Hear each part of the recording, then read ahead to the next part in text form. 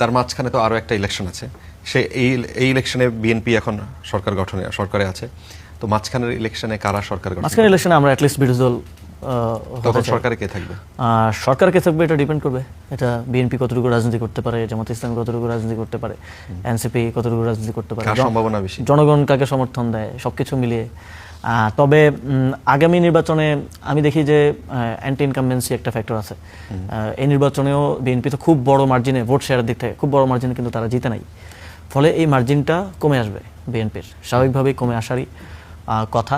এবং যদি ভোট হয়, আমরা যেটা দেখছি বিএনপি তো বারবারই ক্ষমতা হস্তান্তরের সময় আসলে বিএনপির এক ধরনের রোগ হয় যে তারা ক্ষমতা হস্তান্তরের প্রক্রিয়াটা কখনোই সুষ্ঠুভাবে করতে পারে না। ইভেন খালেদা জিয়ার সময়ও হয় নাই, 96-তে আন্দোলন হয়েছে, 2005-06-এর দিকে বিএনপির ভুলের জন্য 11 হয়েছে, এবং তার ফলশ্রুতিতেই কিন্তু আওয়ামী লীগ 17 বছর ধরে এই দেশটাকে শাসন করেছে।